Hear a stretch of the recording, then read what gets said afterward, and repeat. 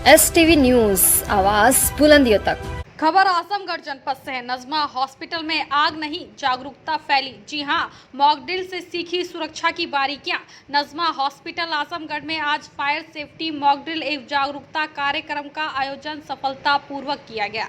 यह कार्यक्रम hospital staff को आपातकालीन स्थितियों में विशेष रूप से अगिंस दुर्घटनाओं के प्रति तत्परता और प्रशिक्षित करने के उद्देश्य से आयोजित किया गया। यह अभ्यास मान्यता प्राप्त अग्नि सुरक्षा विशेषज्ञों की निगरानी में सभी आवश्यक सुरक्षा मानकों का पालन करते हुए संपन्न हुआ। इसके साथ ही नजमा हॉस्पिटल को यह घोषणा करते हुए अत्यंत हर्ष हो रहा है कि अब हमारा संस्थान प्रधानमंत्री जन आरोग्य योजना PMJ के अंतर्गत सूचीबद्ध एम्प्लेंट हो चुका है। इस योजना के तहत अब हम जरूरतमंद बच्चों को निःशुल्क एवं गुणवत्तापूर्ण स्वास्थ्य सेवाएं प्रदान करने में सक्षम होंगे।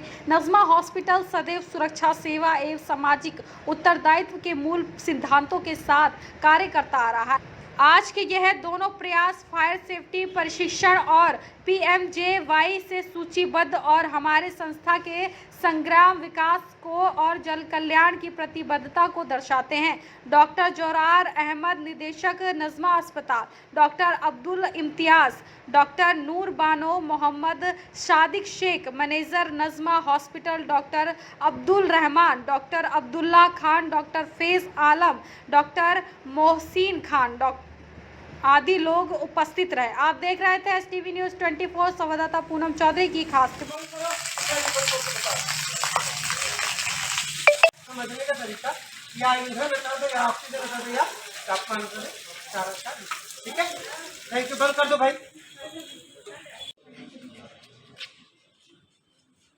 सर आगे आगे सर देखिए, आगे नहीं सर, यहाँ यहाँ देखिए।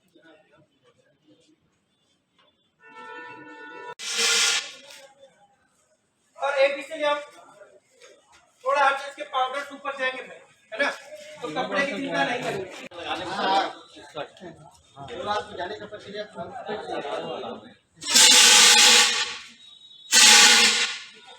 चलो भाई, गाड़ी से पूरा किया उसको, कोई दिक्कत नहीं।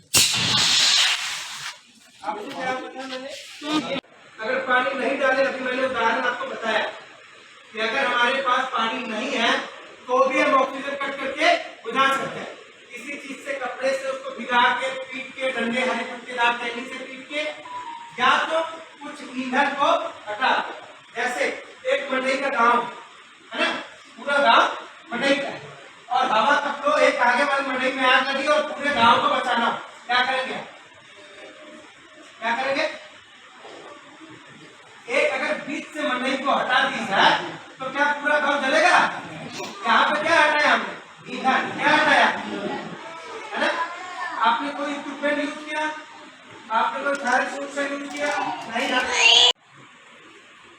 आप सबकी लाइफ इस पे टिकी हुई है और आज नहीं तो कल ये बात ये मान के चलिए। आप जिस हिसाब से हम लोग इलेक्ट्रॉनिक गैजेट्स पे अपनी कैपेबिलिटी और आदत बढ़ा रहे हैं ना, आपके घर में भी आग लगने वाली है। ये लिख के चलिए जब तक मेंटली प्रिपेयर नहीं हो रहे। आपका चलने वाला पंखा भी जल सकता है, आपके फोन भी ब्लास्ट कर सकता है, आपका इंडक्शन भी जल सकता है, आपके घर की LPG, आपके घर का AC, आपके घर का TV, आपके घर का कंप्यूटर, आपके घर का इन्वर्टर जल सकता है। तो सीखिए। किस तरह का प्रशिक्षण था और इससे क्या लाभ होना है? मैं doctor Zorar Ahmed, medical director, senior consultant paediatric and neurological diseases. आज हमारे नाजमा हॉस्पिटल आजमगढ़ में फायर सेफ्टी को लेकर के मॉक ड्रिल की गई, जिसमें डॉक्टर नीरज दुबे जी ने मॉक ड्रिल का फायर मॉक ड्रिल का डिमॉन्स्ट्रेशन किया और इसमें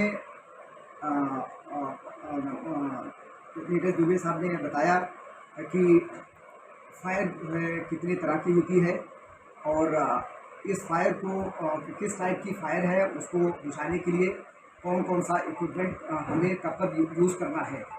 जैसे ए टाइप की अगर फायर है तो इसमें कैसे हम आग बुझाएंगे, बी टाइप की फायर है तो कैसे आग बुझाना है, सी टाइप की फायर है तो उसमें कैसे आग बुझाना है, डी टाइप की जो फायर है उसको कैसे हमें उसकी आग जो है उससे अगर आग लगती है उसमें आग लगती है तो कैसे हमें आग बुझाना है। तो इन सारी चीज़ों का जो हम लोगों के यहाँ डिमॉन्स्ट्रेशन नीरज दुबे जी ने दिया उसको बहुत ही अच्छी तरह से लोगों ने डिमॉन्स्ट्रेट किया। और हमें उम्मीद है कि अगर कभी इस तरह की कभी कोई इंसिडेंट होती है तो हमारे हॉस्पिटल के जो स्टाफ हैं वो उनको इतना कॉन्फिडेंस और इस चीज़ को सीखने के बाद वो जो है फायर एक्सटिंग्विशर का प्रॉपर तरीके से यूज़ कर सकेंगे। पहली बार सर आपके यहाँ ये प्रशिक्षण हुआ है या इससे पहले भी? नहीं, इससे पहले भी हमारे पास प्रशिक्षण हो चुका है और नीरज दुबे जी ने ही इस प्रशिक्षण को किया था। लेकिन कुछ नए स्टाफ भी आए हुए थे तो जिसकी वजह से हमने फायर डिपार्टमेंट में रिक्वेस्ट किया था कि एक बार हमारे हॉस्पिटल में फायर सेफ्टी का मॉक ड्रिल जो है दोबारा होना चाहिए। कितना ज़रूरी है हॉस्पिटल और व्यावसायिक केंद्रों पे इस तरह की अग्निशमन की जो व्यवस्था होती है उसकी ट्रेनिंग होती है कितनी ज़रूरी है? एक्चुअली फायर सेफ्टी की ट्रेनिंग इस वजह से ज़रूरी है कि जो भी हॉस्पिटल के या किसी भी संस्था के स्टाफ हो उनको ये चीज़ के बारे में बहुत अच्छी तरह से मालूम होना चाहिए कि किस टाइप की फायर है और हमें किस चीज़ से उसको बुझाना है। जैसे अगर न्यूरोमेटल इंटेंसिव केयर में सपोज कर लीजिए कि कोई इंसिडेंट अगर होती है तो उसमें हम जनरली उसमें जनरली हम लोग जो है लिक्विड केमिकल आता है उसको हम यूज़ करते हैं। कभी कभी इमरजेंसी में CO2 यूज़ करते हैं लेकिन CO2 जो है न्यूरोमेटल इंटेंसिव केयर यूनिट के लिए सेफ नहीं होती। लेकिन अगर कभी इलेक्ट्रिक पैनल या बाहर की तरफ अगर ICU की बाहर इलेक्ट्रिक पैनल में कभी भी फायर इंसिडेंट होती है तो उसमें हम PVC का यूज़ कर सकते हैं। उससे बहुत जल्दी आग बुझ भी जाती है। तो फायर डिपार्टमेंट का कार्यक्रम था या आपने नहीं, ये जो है ये जो फायर डिपार्टमेंट का कार्यक्रम था। जी जी। किन लोगों का इलाज होता है और क्या क्या मतलब यहाँ पे किस तरह से ट्रीटमेंट सामने? मैं doctor Zurar Ahmed senior consultant child and immunity diseases. मुझे हॉस्पिटल यहाँ पर नाजमा हॉस्पिटल में लगभग मोर देन 3 ईयर्स हो गया प्रैक्टिस करते हुए और हमारे यहाँ पीडियाट्रिक और न्यूरोमेटल डिजीज़ेस के लिए लगभग सारी क्लिनिकल सुविधाएँ उपलब्ध हैं।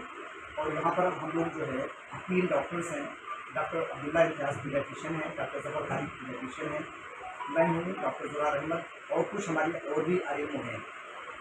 तो हमारे यहाँ अगर कोई भी बच्चा किसी भी सीरियस कंडीशन में आता है तो उसके लिए हम लोगों के पास नॉर्मल ऑक्सीजन की व्यवस्था है, CPAP मशीन की व्यवस्था है, नॉर्मल जिसको कन्वेंशनल वेंटिलेटर बोलते हैं उसकी व्यवस्था है। अगर कुछ बच्चे जैसे मेटोनियम एस्पिरेशन जिसको बोलते हैं कि लैट्रिन का पानी या गंदा पानी बच्चे पी लेते हैं, कभी कभी कन्वेंशनल वेंटिलेटर मशीन के जब वो सपोर्ट नहीं करते तो ऐसे बच्चों को हम लोग HFO पे डालते हैं, हाई फ्रिक्वेंसी वेंटिलेशन पे।